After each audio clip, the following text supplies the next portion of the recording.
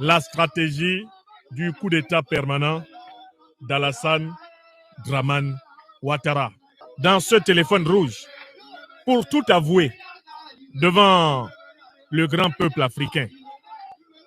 Donc ne ratez cette émission pour rien. Le coup d'État permanent d'Alassane Dramane Ouattara en Côte d'Ivoire. Comment allons-nous traiter cette question? Je vous ai préparé un exposé rigoureux et discipliné sur ce sujet. Cet exposé est prêt là. Voilà le plan. Le plan est là.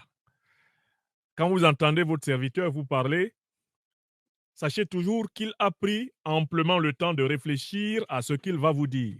Le téléphone rouge, c'est la magie. Le Congo ne tombera jamais. Bientôt, il va totaliser 36 ans depuis qu'il est à la tête d'un grand pays dénommé la Côte d'Ivoire. Le président Alassane Dramane Ouattara, le président ivoirien, le nounou de l'Occident, le patin de l'Occident, le président dont l'Occident est en train de manipuler pour imposer sa dictature et ses coups d'État en Afrique. Raison pour laquelle aujourd'hui, le professeur Franklin Nyamsi va nous expliquer. Il a tout dit. Il a dit, je vais lire ensemble avec vous, la stratégie du coup d'État permanente d'Alassane Dramane Ouattara. Là, c'est le professeur Franklin Nyamsi. Il a encore expliqué, il a dit comment échapper de ce coup d'État permanent d'Alassane Dramane Ouattara. On va suivre ce speech, mais je vais inviter beaucoup vraiment des Africains, beaucoup de politiques africaines, d'entrer dans ces sujets et puis beaucoup des analystes politiques, donc je précise, des analystes politiques, d'essayer un peu d'analyser ces discours du professeur Franklin Nyamsi ensemble avec moi, et puis on va comprendre est-ce qu'il y a des stratégies purement posées pour échapper au coup d'État permanent. Suivons cette vidéo et puis on va revenir pour commenter ensemble avec vous. Notre sujet aujourd'hui,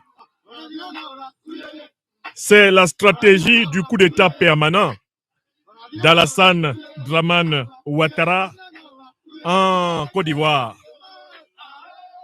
Il faut comprendre cette stratégie pour la combattre. Car c'est la connaissance qui vous permet par la suite de vous libérer. C'est en connaissant la vérité que vous tracez le chemin de votre libération.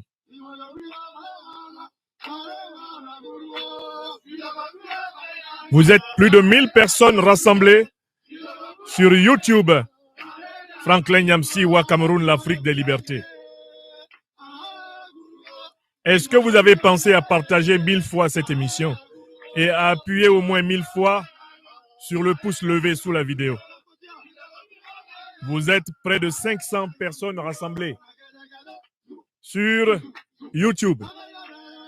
Franklin Nyamsi et sur Facebook Franklin Nyamsi et TikTok Franklin Nyamsi au Cameroun. Partagez, s'il vous plaît, cette émission sur vos réseaux afin que la vérité soit connue et que l'œuvre d'émancipation de l'Afrique passe par tous les cœurs, par tous les cerveaux disponibles. La stratégie du coup d'État permanent d'Alassane Dramane Ouattara.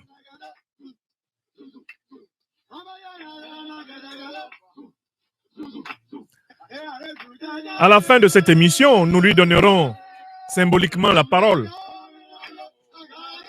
Il sera convoqué, comme prévu ici, dans ce téléphone rouge, pour tout avouer devant le grand peuple africain. Donc ne ratez cette émission pour rien, car à la fin, nous concluons par le téléphone rouge. Le téléphone rouge, c'est la magie.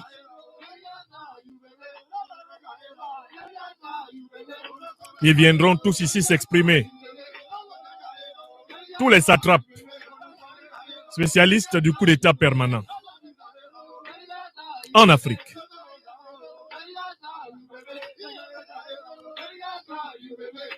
Donnez l'émission autour de vous, nous commençons dans moins d'une minute. Nous commençons sans plus tarder nos travaux. Le coup d'État permanent d'Alassane Dramane Ouattara en Côte d'Ivoire. Comment allons-nous traiter cette question? Je vous ai préparé un exposé rigoureux et discipliné sur ce sujet. Cet exposé est prêt là. Voilà le plan. Le plan est là. Quand vous entendez votre serviteur vous parler, sachez toujours qu'il a pris amplement le temps de réfléchir à ce qu'il va vous dire. Le plan est là. Je sais où je vais. Je sais d'où je viens. Je sais qui je suis. Et je sais où je vais. Je vais commencer par vous expliquer la notion de coup d'État permanent. Ce n'est pas n'importe quelle notion dans le domaine du discours politique, de la philosophie politique, de la science politique ou même de la rhétorique politique. Il faut que vous sachiez ce que signifie la notion de coup d'État permanent. Je commencerai par expliquer ce que c'est. Et puis, toujours dans cette première explication, je vais indiquer pourquoi il y a des hommes politiques qui ont souvent recours à cette méthode, la méthode du coup d'État permanent. Ce qui vous permettra de comprendre la chronique de l'histoire des coups d'État permanents d'Alassane Dramane Ouattara. L'histoire du coup d'État permanent d'Alassane Dramane Ouattara en Côte d'Ivoire sera plus aisée à comprendre grâce à cette première partie. Une première partie ayant pour but d'établir les définitions. Il faut que nous soyons au clair sur la notion que nous employons avant d'aller plus loin. Pour appliquer la notion de coup d'État permanent à M. Alassane Dramane Ouattara, encore faut-il bien s'entendre sur ce que ça veut dire. Puis, dans la deuxième partie de notre exposé, nous allons étudier donc les grandes étapes de la stratégie du coup d'État permanent chez Ouattara. Une stratégie utilisée autant quand il est au pouvoir que quand il est dans l'opposition. Comment Alassane Dramane Ouattara a-t-il été un adepte du coup d'État permanent depuis qu'on le connaît à la fin des années 80 dans le monde politique en Côte d'Ivoire, où il arriva comme un cheveu dans la soupe. Et enfin, dans la troisième et dernière partie de cette émission, nous allons nous intéresser aux méthodes à employer pour rompre, briser le coup d'État permanent qu'Alassane Dramane Ouattara impose depuis maintenant 35 ans au moins à la nation ivoirienne. Un coup d'État permanent qu'il commence à imposer pratiquement à toute la nation ouest africaine et même à la nation africaine continentale et mondiale. Voilà le programme de cette émission. Si c'est un programme qui vous intéresse, protégez-le. Protégez ce programme et protégez-la. Protégez cette émission en la partageant et en appuyant sur les icônes permettant de maintenir en éveil les meilleures machines de ce dimanche 5 mai 2024 sur la Terre des Hommes. Sentez-vous saluer une fois de plus. Où que vous soyez à travers ce monde, Africaines, Africains, amis américains, européens, asiatiques, vous des îles et des péninsules, bienvenue à l'émission du serviteur des pains spirituels, la liberté des Africains. J'ai dit que l'émission se conclura par un téléphone rouge. Nous allons donner la parole en mode satirique au satrape reptilien en personne, qui, accompagné de sa cour et de ses conseillers, non moins satrapiques et reptiliens que lui, va nous expliquer, dans une langue encore infiniment plus simple, celle des émotions, sa stratégie du coup d'État permanent. Avouez que pour un dimanche 5 mai, c'est un programme alléchant. Et les bonnes choses ne sont d'autant plus bonnes que si on les partage avec ceux qu'on aime. Donnez cette émission au peuple africain. Donnez-la. Donnez-la. Alors, commençons par le premier point, à savoir, la définition du coup d'État permanent. Qu'est-ce que c'est que le coup d'État permanent?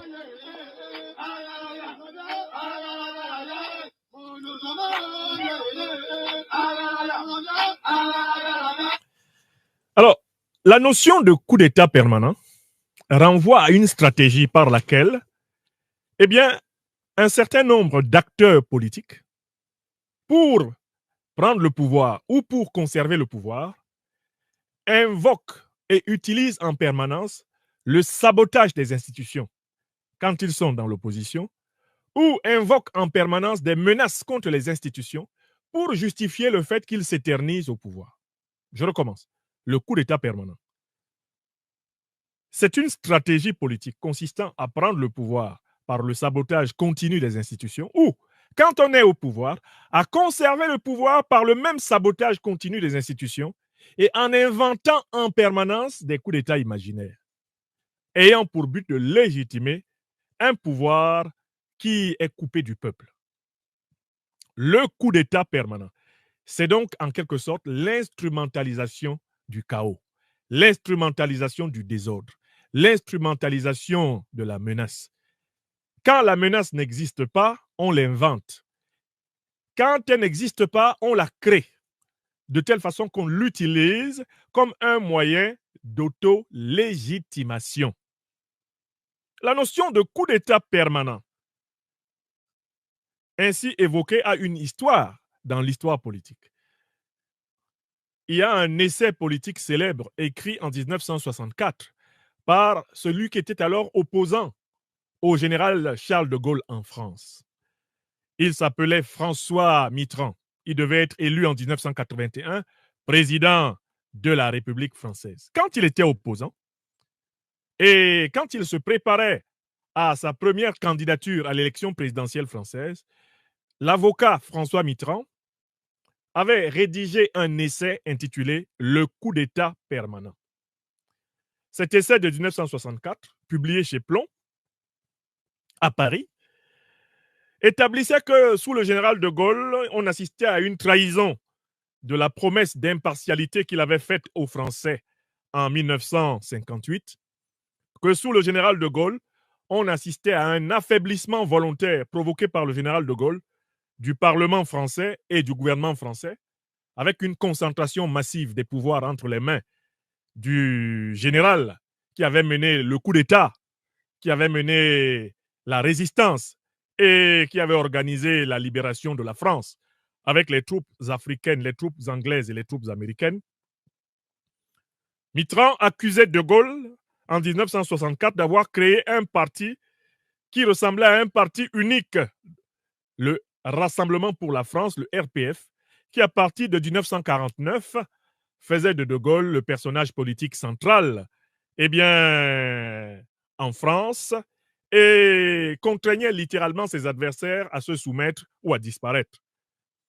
Enfin, à travers la notion de coup d'État permanent, dans son essai de 1964, François Mitterrand entendait l'abus, l'instrumentalisation de la justice et de la police par le pouvoir de Gaulle pour réprimer les partis d'opposition et les leaders d'opposition.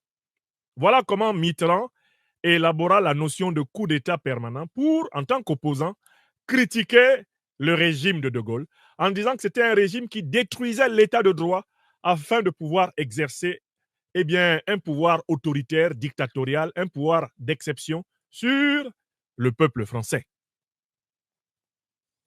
Mais il faut rappeler aussitôt que cette notion de coup d'État permanent, définie ainsi dans l'essai de 1964 de François Mitterrand, elle-même avait été inspirée d'un ouvrage très célèbre pour ceux qui connaissent l'histoire des idées socialistes et des idées marxistes-léninistes, à savoir le livre de Léon Trotsky, publié en 1929 sous le titre de La Révolution permanente. Par révolution permanente, Trotsky entendait l'idée que la révolution, c'est-à-dire le renversement des dominants, ne doit jamais s'arrêter tant qu'il existe encore des poches de domination à l'intérieur d'un pays ou dans le monde. Ainsi, pour Trotsky, en 1929, la lutte contre la domination, l'exploitation de l'homme par l'homme, devait se poursuivre dans tout pays où il y avait encore des privilégiés, des castes, des oligarchies, des profiteurs. Et que cette lutte devrait également se poursuivre partout dans le monde. C'est ce qu'on a appelé l'internationalisme révolutionnaire, Tant qu'il y aurait des pays dans lesquels les travailleurs sont dominés, dans lesquels il y a des pauvres parce qu'il y a des riches qui les exploitent, Trotsky pensait que la révolution devait s'éteindre. Donc, le concept de coup d'État permanent, si vous avez bien compris mon exposé introductif, renvoie à un usage de la déstabilisation qui varie selon la position de celui qui l'utilise.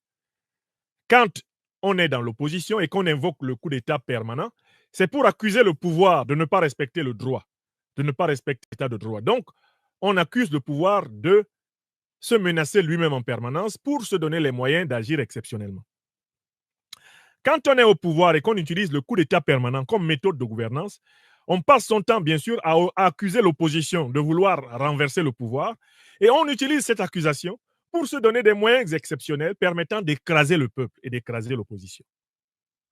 Toute cette notion renvoie à la problématique du changement politique. Et le fait que ceux qui veulent le pouvoir ont tendance à vouloir le pouvoir pour ne plus le céder, tout comme ceux qui ont le pouvoir ont tendance à exercer le pouvoir dans le but de toujours le conserver. Jean-Jacques Rousseau faisait remarquer utilement que le pouvoir absolu corrompt absolument. Or, la tendance de celui qui exerce le pouvoir est très forte dans l'abus. Et bien sûr, ses victimes ont tendance à lui reprocher cet abus. Alors, Alassane Dramane Ouattara utilise la stratégie du coup d'État permanent. De quelle façon? Il l'utilise de deux façons. Quand il était dans l'opposition, on le verra, il n'a jamais arrêté de fomenter des coups d'État. En permanence, Alassane Dramane Ouattara fomentait des coups d'État, en partant du principe que celui qui est au pouvoir est en train de détruire l'état de droit, ne respecte pas la démocratie, est un incompétent, est quelqu'un qui n'a pas grandi dans un pays de démocratie. Bref, en fait, Alassane Dramane Ouattara diabolisait le pouvoir pour pouvoir justifier le fait de le renverser par tous les moyens possibles. Quand il était dans l'opposition. Mais quand il est arrivé au pouvoir, Alassane Ouattara s'est mis à diaboliser l'opposition en l'accusant de vouloir le renverser de toutes les manières possibles. Et à travers cette accusation, il s'est donné les moyens de brimer, de massacrer, de tuer, d'emprisonner, de pourchasser. Il s'est donné les moyens de ruser et de mentir en permanence. Donc en fait, Alassane Dramane Ouattara est un champion dans l'usage de cette stratégie, le coup d'État permanent. Est-ce que vous avez compris? Est-ce que la notion de coup d'État permanent est bien assise dans tous les esprits? J'ai montré que c'est une notion qui peut s'utiliser de deux façons. Quand on est dans l'opposition, on diabolise le pouvoir, ce qui permet de légitimer le fait de le renverser violemment. Mais quand on est au pouvoir, on diabolise l'opposition, ce qui permet de légitimer le fait de l'éliminer violemment. Dans les deux cas, il s'agit de l'instrumentalisation de la même notion. Alassane Ouattara est un as en la matière.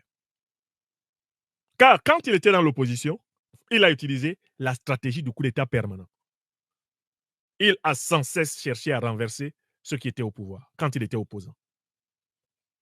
Et quand il est devenu président, à l'issue de toutes ces stratégies de coup d'État, Alassane Dramane Ouattara s'est mis à utiliser la même stratégie de coup d'État, mais contre l'opposition et le peuple. C'est-à-dire qu'il s'est mis, chaque fois que c'est nécessaire, à inventer des coups d'État pour continuer à bénéficier de ces coups d'État à lui. Donc Alassane Ouattara est un putschiste ontologique. Il fait en permanence des coups d'État. Ici, la notion de permanence signifie que l'homme ne change pas sa manière inimitable de s'asseoir. L'homme Ouattara Dramane. Opposant, il est constamment en train de faire des coups d'État. Président, il continue à faire des coups d'État. Il fait des coups d'État à l'endroit, il fait des coups d'État à l'envers. Alassane Dramane Ouattara. Le putschiste à l'endroit et à l'envers. Le putschiste permanent. C'est de lui que je vous parle. Et il fallait que vous maîtrisiez cette notion et que vous compreniez les nuances dans lesquelles elle a été employée. Mitterrand, par exemple, l'a utilisée quand il était dans l'opposition contre De Gaulle pour accuser De Gaulle. Au point que De Gaulle a dû dire « mais je ne vais quand même pas devenir dictateur à 70 ans passés. C'est trop tard. » De Gaulle s'est défendu de façon assez remarquable contre cette accusation, même si en 69, il devait quitter le pouvoir, mais de façon régulière. Mais avec Alassane Dramane Ouattara, quelqu'un qui a utilisé la notion quand il était opposant et qui l'utilise en tant qu'exerçant le pouvoir. C'est-à-dire quelqu'un qui, sans cesse, dirige par la menace, l'intimidation, le chaos, qui dirige sans cesse en semant la peur, en agitant des monstres, en agitant des épouvantails, qui dirige sans cesse en traumatisant, qui dirige sans cesse en pestant, en crachant du feu par ses naseaux, qui dirige sans cesse en invoquant le mal, en espérant le mal, en voulant le mal, et en se présentant comme le protecteur contre le mal qu'il invente lui-même. Et cela est typiquement, ce double usage du coup d'État est typiquement la méthode du diable dans la théologie juive, dans la théologie chrétienne et dans la théologie musulmane. Le diable, qu'on appelle Satan, Shaitan, le diable, qu'on appelle encore sous certaines de ses figures Iblis, est un spécialiste dans le double usage de la stratégie du coup d'État. D'abord, en tant qu'opposant, il conteste tout ce que Dieu fait et il est chargé de le faire. Et dès lors qu'il est avec ses démons, il passe le temps à soupçonner les anges de vouloir le renverser, de vouloir prendre le pouvoir qu'il a sur ses propres démons. Donc, le diable est connu dans la mythologie des trois religions monothéistes comme étant un esprit profondément diviseur, divisant. On l'appelle le diabolos. Diabolos en grec signifie celui qui divise. On l'appelle le calomniateur. Et il est souvent représenté par une bête à deux cornes, une bête biscornue. Parce que c'est un spécialiste du double langage. C'est un individu loufoque. C'est un individu sans unité, sans cohérence, qui passe d'un point de vue à son opposé, sans transition. C'est ça, Diabolos. C'est cela, Shaitan. C'est cela, Iblis, dans la théologie islamo-judéo-chrétienne. Et Alassane Draman Ouattara, de ce point de vue, est un excellent serviteur du Diabolos. Car vous allez voir comment il a utilisé cette méthode du coup d'État permanent matin, midi et soir depuis que sa carrière politique a commencé en Côte d'Ivoire. Et c'est l'objet de la deuxième partie de notre exposé. Alassane Draman Ouattara, le putschiste permanent au travail. Le putschiste permanent au travail.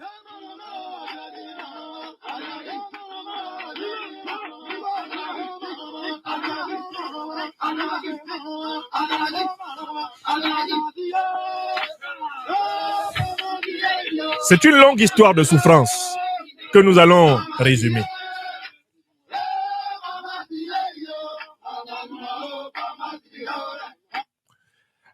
Alassane Draman Ouattara débarque dans les années 88-89 dans la classe politique ivoirienne. Il y a été notamment introduit par celle qui est à l'époque déjà sa concubine, Dominique Nouvian Folorou. Et en tant que fonctionnaire de la Banque centrale des États de l'Afrique de l'Ouest, donc la succursale de la Banque de France, et ancien fonctionnaire du FMI, il a aussi des relations avec tous les banquiers de la sous-région qui finissent par le présenter au président Félix Houphouët-Boigny. C'est par ces deux chemins que Ouattara arrive au milieu de la classe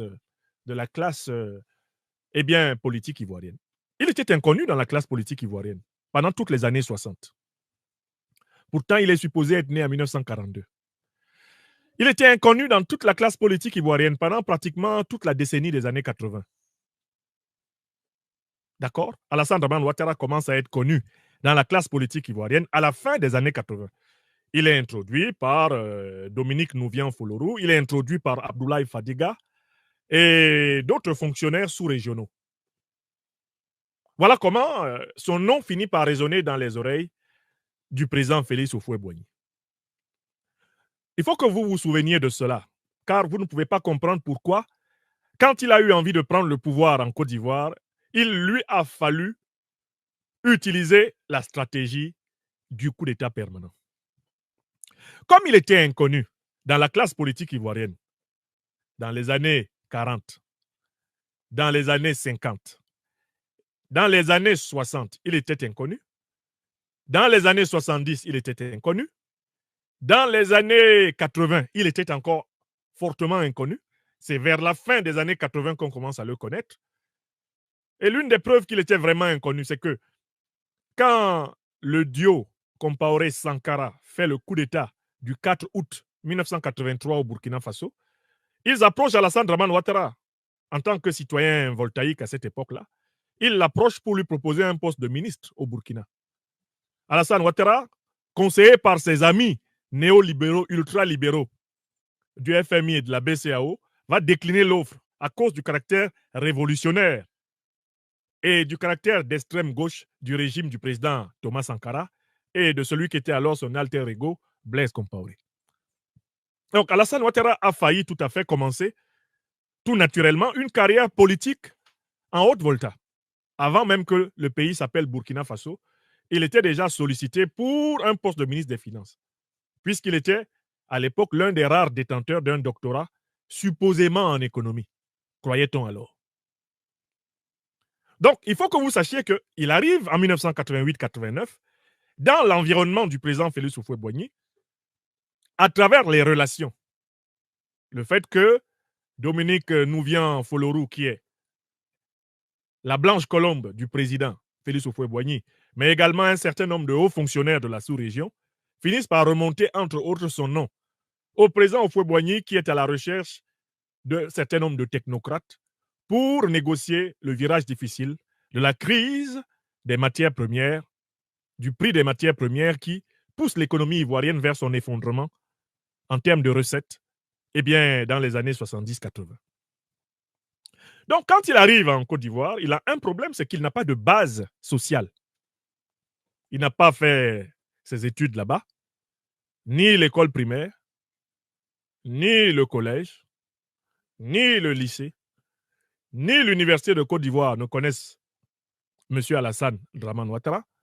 Et alors qu'on le copte pour une mission technocratique, on le copte parce qu'on suppose qu'il est un économiste et qu'il a une certaine connaissance du fonctionnement de la finance internationale, lui, il a déjà l'intention d'avoir une carrière politique.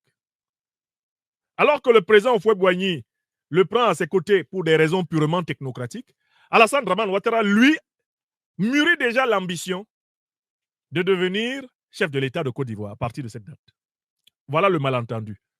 Le président Houphouët-Boigny croit compléter son équipe de technocrates, alors que Alassane Dramane Ouattara, quant à lui, voudrait avoir une carrière politique dans le pays. Alors, comment avoir une carrière politique dans un pays où on est inconnu au bataillon de la classe politique? Il n'y a que deux façons de le faire.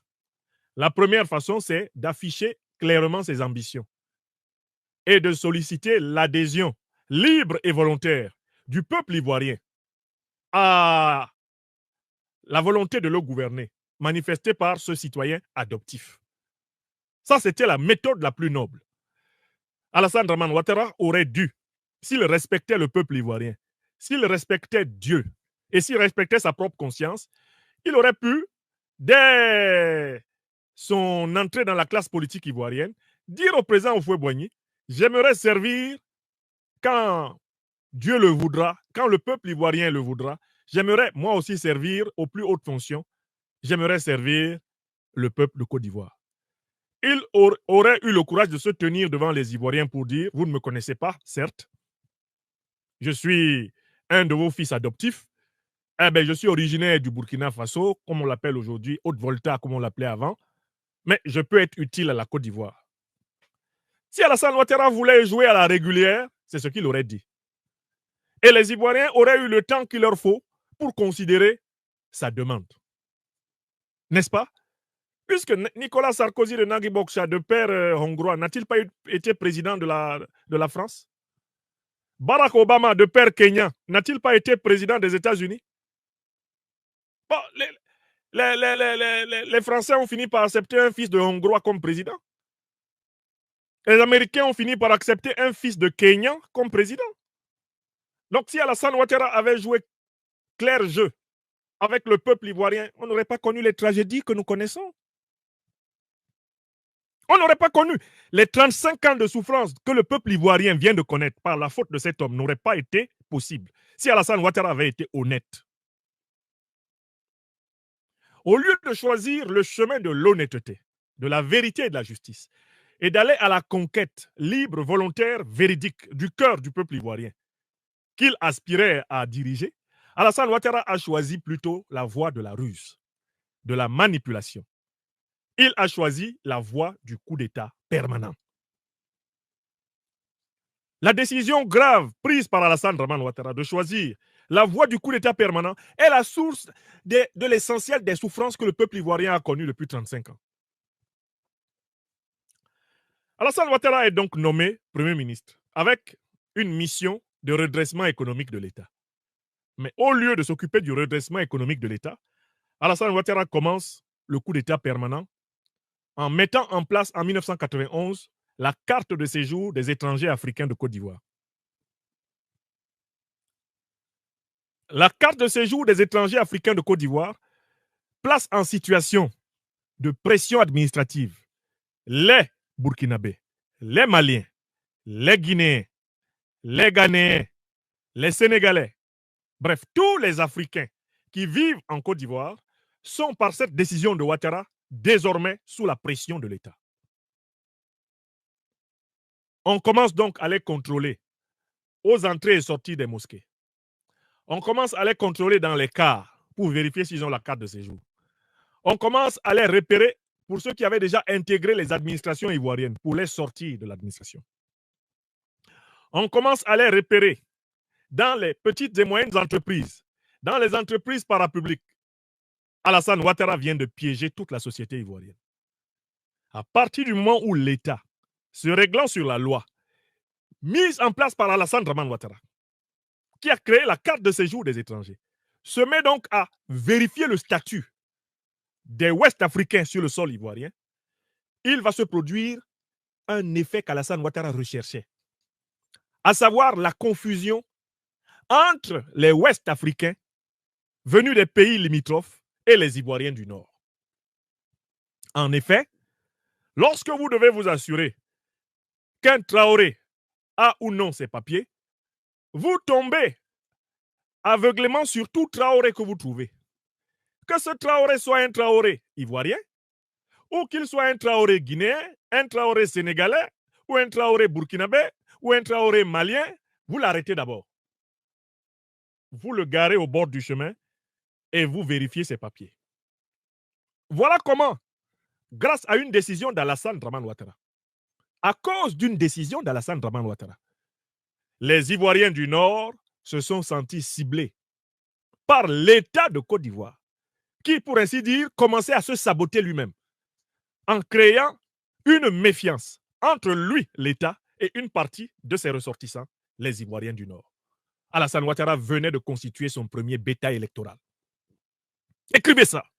Je suis en train de vous expliquer l'alchimie d'un sorcier. Il devait piéger avec cela le PDC-RDA. Il allait piéger le président Bédié. Il allait amener le président Bédié dans ce piège de l'ivoirité, l'enfermer dedans.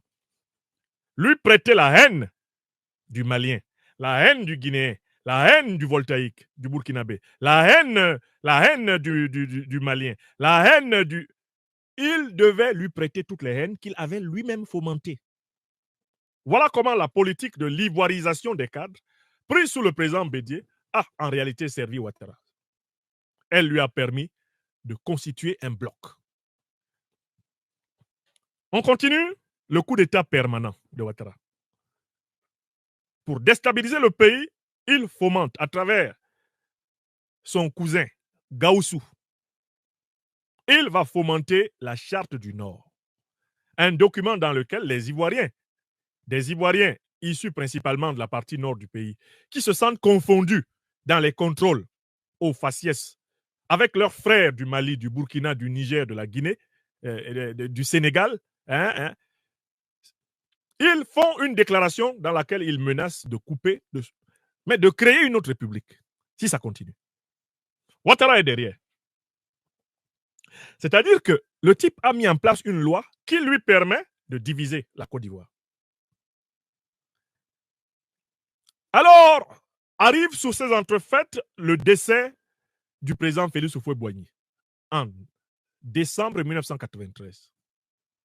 Alassane Ouattara, qui revendique en réalité la paternité de la Charte du Nord et qui se positionne comme le défenseur des Ivoiriens qui se reconnaissent derrière la Charte du Nord, Alassane Ouattara revendique pour la première fois ouvertement le pouvoir d'État. Les témoins ont parlé avant de mourir. Le ministre Laurent Donafologo, qui était secrétaire général du PDC-RDA, a témoigné avant de mourir. Celui qui était le chef d'état-major de l'armée ivoirienne sous le président Félix Houphouët-Boigny et pendant quelque temps sous le président Bédié, le général Robert Gueye, a témoigné avant de mourir. Alassane Ouattara est allé les voir. Il est allé voir le secrétaire général du PDC-RDA, le ministre Laurent Donafologo, pour lui demander de s'associer à lui, pour qu'il aille se proclamer président de la République. Alors que l'article 11 de la Constitution ivoirienne d'alors prévoyait que, en cas de décès pendant son mandat du président de la République, c'est le président de l'Assemblée nationale, à l'époque, Aimé-Henri Konan Bédié, qui doit exercer les fonctions de président de la République jusqu'à la tenue des prochaines élections. Alassane Ouattara, que vous voyez, a tenté un coup d'État, s'appuyant sur sa base arrière, la Charte du Nord, et sur le fait qu'il avait commencé à grouper certains officiers du Nord derrière lui à l'intérieur de l'armée, certains cadres du Nord derrière lui à l'intérieur du pays, certaines entreprises de nos frères du Nord derrière lui à travers cette Charte du Nord. Ouattara va voir le général Gueye pour lui dire de mettre l'armée à sa disposition. Lui, Ouattara. Laurent Donafologo refuse, Robert Gueye refuse, Alassane Ouattara échoue son coup d'État. Le président Bédié va exercer la fin de mandat du président Félix Houphouët-Boigny jusqu'en 1995, date à laquelle il va devoir organiser de nouvelles élections présidentielles. Mais en 1995, comme Alassane Ouattara sait qu'il ne peut pas être candidat à l'époque, puisque lui est opposé la loi qu'il avait lui-même mise en place, selon laquelle les étrangers, bien sûr, n'ont pas droit à la pleine citoyenneté en Côte d'Ivoire, Alassane Dramane Ouattara, se sachant exclu, s'associe dans le cadre du Front républicain au FPI. Et il souhaite que le FPI renverse le régime du président Henri Konan Bédié pour lui, Alassane Dramane Ouattara, qui, prudemment, reste à l'étranger. Il s'installe à l'étranger, très loin de la Côte d'Ivoire. Il fait signer, grâce au RDR qu'il a fait créer avec les Jenny Kobina, il fait signer une alliance avec le FPI. Et cette alliance a pour but de provoquer une insurrection pour renverser le régime du président Bédié. Mais Alassane Ouattara, lui, n'est pas là. Il attend que le président Gbagbo, secrétaire général du FPI à l'époque, parce que c'est comme ça que ce parti était structuré, comme les partis de gauche, il n'y avait pas de président, il jette Laurent Gbagbo et le FPI dans la fournaise du boycott actif de 1995. Il se planque à l'étranger. Et comme ce boycott actif, c'est-à-dire le refus de participer à l'élection présidentielle, n'aboutit pas à la chute du régime Bédié, le régime Bédié est donc reconduit. Le président Aimé-Henri Konan Bédié gagnant l'élection face à des candidats certes mineurs, dont l'homme à la clé, je m'en souviens encore, le professeur Francis Vanga-Vaudier du PIT. Voilà pour 1995. Alassane Ouattara s'arrête-t-il? Tout le temps qu'il est en exil, il fait des déclarations incendiaires contre le pouvoir Bédié. Les coupures de presse existent encore dans lesquelles il a dit « je rendrai ce pays ingouvernable. Je frapperai ce régime et il tombera. » Avant le coup d'État du 24 décembre 1999, Alassane Dramane Ouattara avait annoncé même que cela arriverait avant la fin de l'année 99. Et il le fit. Car le coup d'État du 24 décembre 1999 a été perpétré par des sous-officiers essentiellement fidèles à Alassane Dramane Ouattara. C'est pour lui qu'ils l'ont fait. Et pour maquiller que ce coup d'État était fait pour lui, ils ont mis le général Robert Gueye en avant. Le général qui devait s'avérer le balayeur qui devait être balayé. Alors, Alassane Ouattara revient en 99. Il félicite le général Robert Gueye pour le coup d'État. Il dit que c'est un très bon coup d'État. Il le défend, ce coup d'État, en français et en anglais dans la presse internationale. Bob a fait du bon travail. Citation.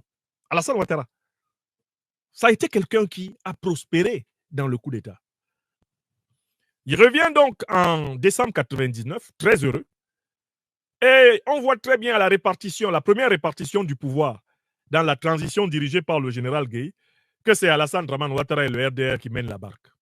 Ce qui amènera le secrétaire général du FPI, lui de retour du Gabon, Laurent Gbagbo, a dit si c'est un coup d'État du RDR, qu'on nous le dise clairement.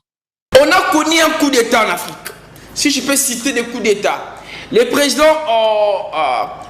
Joseph Kabila, M. Laurent Désiré Kabila, a connu un coup d'État, c'était en RDC. On parle de Thomas Sankara, il a connu un coup d'État.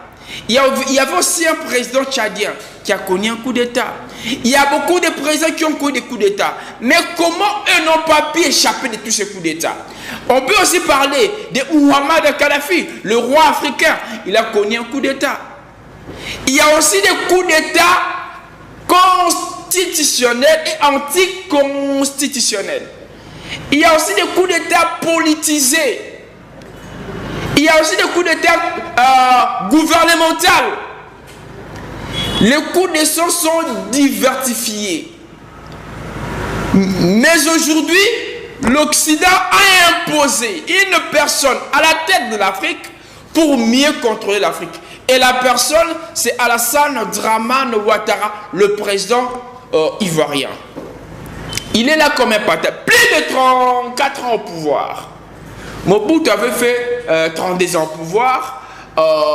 Lui, il a fait 35 ans, si je ne me trompe pas. Il a dépassé le président le plus traîné au pouvoir, Kejama. C'est vraiment absurde et humiliant. Merci à vous, le professeur Franklin Nyamsi, pour votre analyse. Merci encore pour votre recherche et vos investigations. Vraiment, vous aidez la population africaine et vous nous aidez vraiment à bien faire nos recherches. Merci pour votre réelle attention. Merci pour votre abonnement. Je vous dirai, je vais saluer une personne vraiment très importante pour moi, et il ne cesse pas vraiment de me soutenir, il ne cesse pas vraiment de m'assister, il ne cesse pas vraiment d'être toujours tout près de moi pour m'assister dans la prière, financièrement, moralement, spirituellement, d'une manière ou d'une autre. L'homme de Dieu, le pasteur Patrick Moudiassa, le pasteur Patrick Moudiassa, que Dieu puisse vous bénir. Je salue aussi votre communauté, Église évangélique de Jésus-Christ de Nazareth, Église évangélique de Jésus-Christ de Nazareth, le pasteur Patrick Moudiassa, ensemble avec maman Myriam Ombuta. Je dis aussi un grand merci à notre bishop, le papa John Makis Israël, le secrétaire Chirac Massamba, maman Evelyne et tout le monde que je travaille avec, c'est mes confrères, consoeurs, vraiment, que Dieu vous bénisse. Je vous demanderai de vous abonner, de commenter, de liker et de partager la vidéo. Quant à moi, je vous dis vivement merci. L'Afrique unie et indivisible. Merci, bye. Le Congo ne tombera jamais, car la victoire du Congo dépend de l'Éternel, Dieu des armées, et à ses prophètes qui craignent l'Éternel, comme l'évangéliste et bishop John Israël Makiese, descendant de Fumu Kimbangu, Jean-Baptiste, 3e millénaire. Voici le temps de l'éveil prophétique. Lèvons-nous donc comme un seul homme, peuple congolais. Défendons notre patrie, car le Congo ne tombera jamais. Vouloir c'est pouvoir, c'est maintenant ou jamais, c'est maintenant ou jamais, maintenant ou jamais. Yahweh, sunga peuple congolais, bitumbo tozobunda, ezaya nzotote, ezaya molimo. Archevêque Koutounou Fernando, sauvons le Congo. Sunga bishopé. Johnny Makiese bitumbo azobunda ezaya nzotote ezaya molimo. Pasteur Placide Jésus Mokpadiko Congolais telema bipai bisosa Isaac Mabaka l'étoile d'Afrique. Tenons-nous la main dans la main Congolais. Pona mboka na yo bunda loba non non non non non.